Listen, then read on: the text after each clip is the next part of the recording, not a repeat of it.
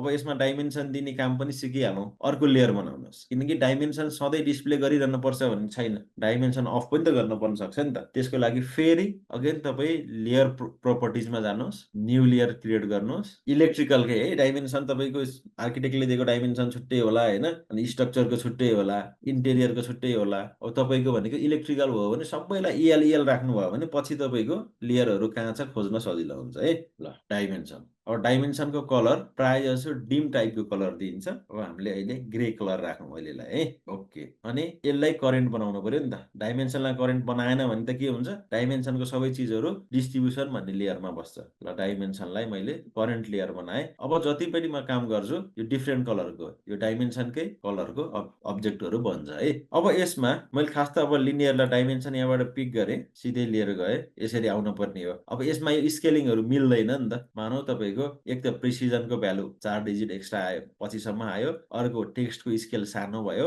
अब यो हरेकचोटि चेन्ज गरिरहने कुरो हुँदैन, त्यही भएर सुरुमै तपाईँले डाइमेन्सनको टेक्स्टहरू एडजस्ट गर्नुहुन्छ। त्यसको लागि चाहिँ तपाईँको एनोटेट भन्ने छ यहाँ एउटा, त्यसमा जानुहोस्। त्यसमा गइसकेपछि डाइमेन्सन छ, डाइमेन्सनलाई एक्सपान्ड गर्नुहोस् र यसमा मोडिफाई भन्ने अप्सन छ, मोडिफाई गर्नुहोस्, मोडिफाईमा क्लिक गर्नुहोस्। त्यसमा डिफ्रेन्ट छ फेरि अप्सनहरू, एउटा लाइन भन्ने अप्सन छ, लाइनको कलरलाई बाई ब्लक छ, त्यसलाई बाई लेयर राख्नुहोस्, सबैलाई बाई लेयरमै काम गरौँ। लाइनको टाइप बाई लेयर, लाइनको वेट बाई लेयर। त्यो भइसके पछाडि पछि तपाईँले डाइमेन्सनको लेयर मात्रैको चेन्ज गरिदिनु भयो भने सबै आफै चेन्ज हुन्छ है। अब यो भनेको तपाईँको बेस लाइन स्पेसिङहरू र अनि सप्रेस भनेको लाइन 1 र डाइमेन्सन लाइन 1, डाइमेन्सन लाइन 2 भनेको तपाईँको यो वाला पार्ट। बेस लाइन भनेको एरोको लाइन जो हुन्छ डाइमेन्सनको साइड साइडको, त्यो सप्रेस गर्यो भने त्यो हराउँछ कि यो यसरी हरायो नि। यो भनेपछि हामीले सप्रेस गर्नु छैन, यसलाई सप्रेस नगरौँ, यत्तिकै छोडौँ। अनि कलर एक्सटेन्सन लाइन, एक्सटेन्सन लाइनको भनेको यो अब्जेक्टदेखि डाइमेन्सनको लाइनसम्म लिएर आएको लाइन हो। त्यसको अहिले व्हाइट थियो, किन बाई ब्लक थियो।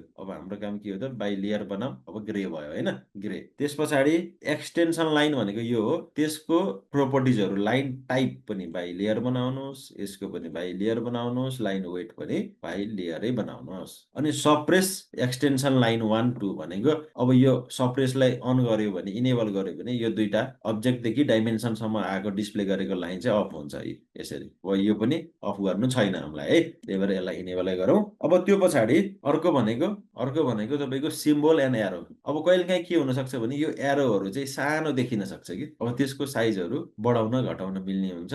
अब यसमा केही छैन, टेक्स्टमा जाउँ। टेक्स्ट भनेको यो बिचमा नम्बरहरू जस्तै 1.1955 जुन थियो, टेक्स्टको स्टाइल स्ट्यान्डर्डमै राख्नुहोस्। टेक्स्टको कलर बाई ब्लक छ, बाई लेयर बनाउनुहोस्। अब बल्ल यो पनि ग्रे भयो होइन, अथवा चेन्ज गर्नु छ भने गर्नुहोस्। अनि फिल कलर नो गर्नुहोस्, कलर फिल गर्यो भने यो सबै हाइड हुन्छ फेरि। त्यस पछाडि गएर टेक्स्टको हाइट अब अहिले 0.18 छ, हामी अहिले डाइमेन्सन राख्दाखेरि सानो भएर देखिएको थिएन, त्यो भनेको टेक्स्टको हाइटको स्केलिङ कम भयो। अब यो 0 पनि हाम्रो त एमएममा छ नि त, एमएममा भइसके पछाडि अब हामी के गरौँ, यसको लागि ल 10 mm अहिले राखी हेरौँ है, 10 मा सेट गरौँ, हिट एन्ड ट्रायल हो, चेक गरौँ। डिस्प्ले भएन भने फेरि बढाउन मिल्छ यही गरेर है त। अनि टेक्स्ट प्लेसमेन्टहरू यसमा केही गर्नु परेन, अनि अलाइनमेन्ट होरिजेन्टल ठिक छ।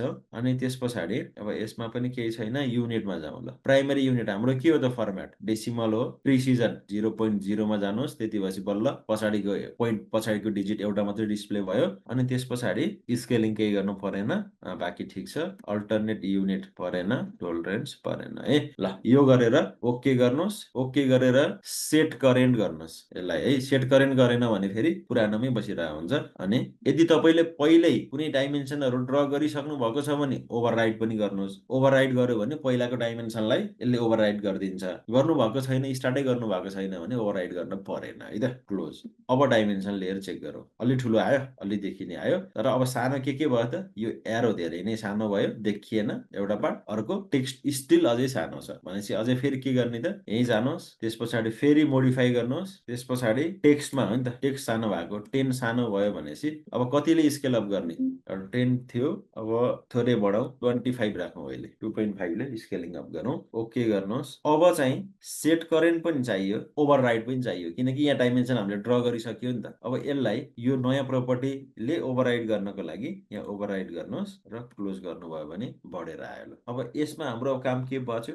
उयो एरोको साइज बढाउने काम है। अब यसको लागि पनि फेरि के गर्नुहोस् त, अब यो एउटाको लागि मात्रै गर्ने हो भने यहाँबाट गए पनि हुन्छ डाइमेन्सन स्टाइलबाट। सबैको मास्टरकै चेन्ज गर्ने हो भने फेरि डाइमेन्सनलाई एक्सटेन्ड गर्नुहोस्, त्यस पछाडि मोडिफाईमा जानुहोस्। अब एरोवाला कहाँ थियो त, सिम्बोल एन्ड एरो भन्ने थियो होइन, एरोको साइज 0.18 थियो, यसलाई अब 25 बनाइदिउँ ल टेक्स्टको अनुसारले नै। त्यस पछाडि okay, set current, override, close, arrow बढ्यो। अब यो सेट गरिसके पछाडि तपाईँले जति पनि डाइमेन्सन दिनुहुन्छ, अब इलेक्ट्रिकलको लागि मेन्सन गर्न पर्ने डाइमेन्सनहरू सबै इएल डाइमेन्सन लेयरभित्र बस्नुभयो भने अरू प्रोपर्टिज केही चेन्ज गर्न परेन। अब मैले यो के भनेको थिएँ, 1200 mm को यो थियो अनि यतापट्टि 300 को थियो होइन, 300 भयो। यसरी डाइमेन्सन दिनुहोस्।